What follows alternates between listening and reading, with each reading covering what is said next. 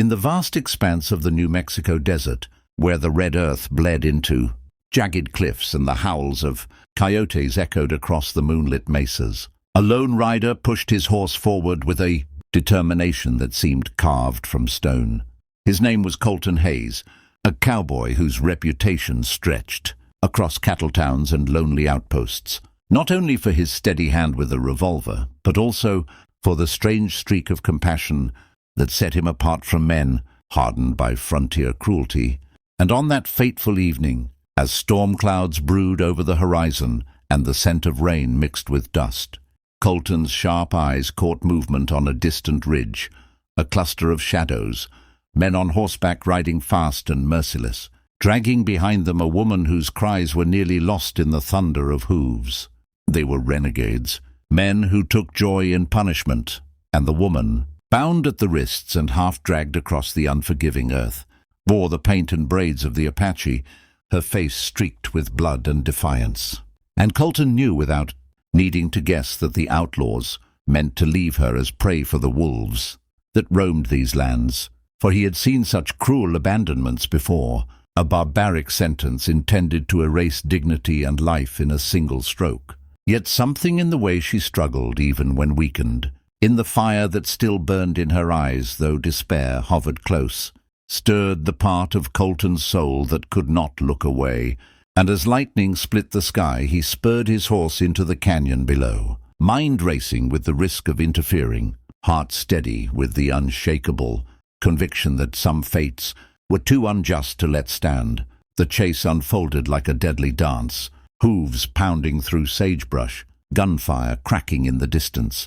And when Colton drew close enough, he saw the renegades release the woman's bonds and cast her down into the dirt, laughing as they rode away, leaving her to the night and the predators they knew lurked beyond sight. And for a long breath Colton stayed in the shadows, weighing his odds, for the wolves were already gathering, their eyes glinting like pale lanterns at the edge of the dark, circling with the patience of death itself. And the woman, too weak to rise, clutched at the earth with trembling hands as if daring the land itself to grant her one more chance.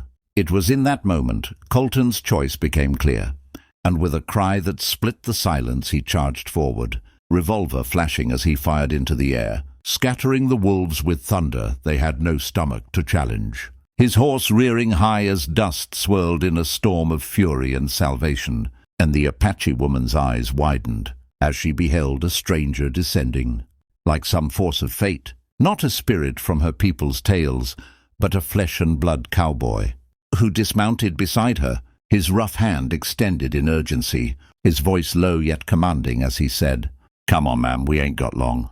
She hesitated, pride and suspicion warring with desperation, but the nearness of the wolves broke her pause, and with a final push of will she grasped his hand, feeling the strength in his grip and the certainty in his presence, and together they mounted the horse, fleeing into the storm as the howls rose behind them, a chilling chorus promising that this night's battle had only just begun.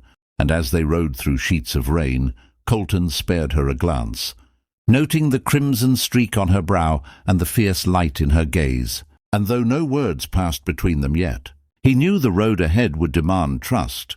Neither of them had ever given so easily, a trust that might change everything. And for those watching this story unfold, no, this is only the beginning of a saga where courage and kinship defy the wildest odds.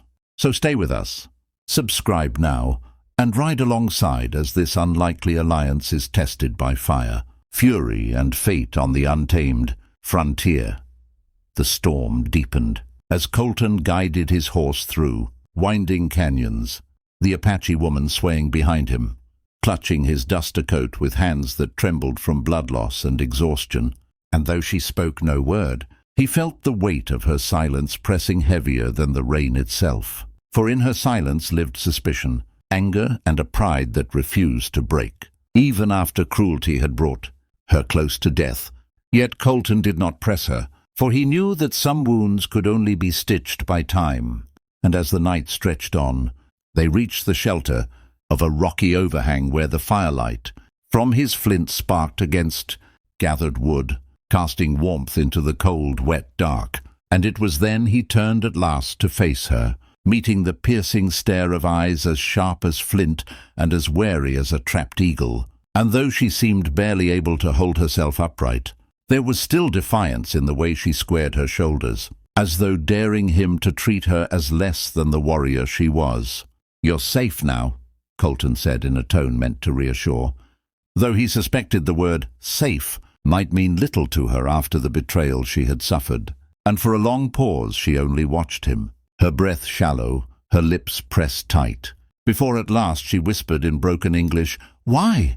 A question not just about the rescue, but about his very choice to intervene in a fate that was not his own. And Colton, staring into the flames, answered simply, "Because no one deserves to be left for the wolves," a truth plain in his voice. And for a moment the fire cracked louder than the silence between them, until she finally spoke again, her voice steadier this time. "My name is Ayoka, and though—" the name carried the weight of a people who had long fought to survive against every storm and every steel-booted advance, Colton inclined his head with respect, saying, "Colton Hayes," as if sealing a pact not of blood or kin but of survival. Their uneasy alliance began there, forged in flame and shadow. And through the night Ayoka's strength slowly returned, though she never allowed herself the weakness of sleep, her eyes ever on the canyon's mouth, as if expecting the wolves, or the men who had abandoned her, to return. And Colton knew that danger was not far behind, for men who cast someone to die often carried unfinished business in their hearts, and vengeance had a way of circling back like a vulture. Still, as dawn bled across the horizon, painting the cliffs in crimson light, a new resolve took root between them, unspoken yet strong.